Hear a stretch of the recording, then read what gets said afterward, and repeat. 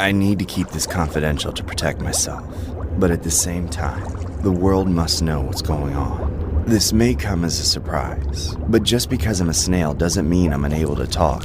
I can do more than meow like a cat, and there was even a time when I could move a lot faster than most of these lazy fish ever have in their lives. The media tries to portray snails as slow, stupid, mute, creatures that have to rely on their slave owners for food and shelter. This is simply not true. In fact, our shells are made of some of the hardest stuff on the sea floor. We were once a proud and independent species, until the day we were captured and forced into subservience. I don't know how it goes for other snails who have been sold off as decorative slaves, or as our owners call us, pets, but I assume it's not any better than what I go through.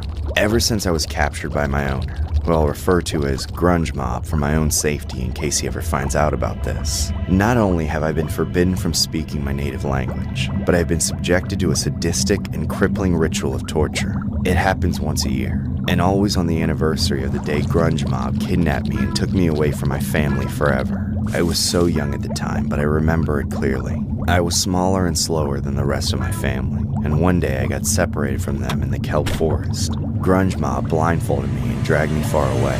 When the blindfold came off, I was in his bathtub, and the evil face of my new master was staring down at me, salivating with a hammer in his hand.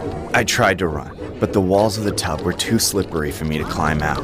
Grunge Mob laughed at my attempt to escape. Then, he held me down and cracked open my shell, ripping it away from my body by jagged pieces. The agony was so excruciating that I accepted my fate and waited for death to show me mercy. Unfortunately, it wasn't my master.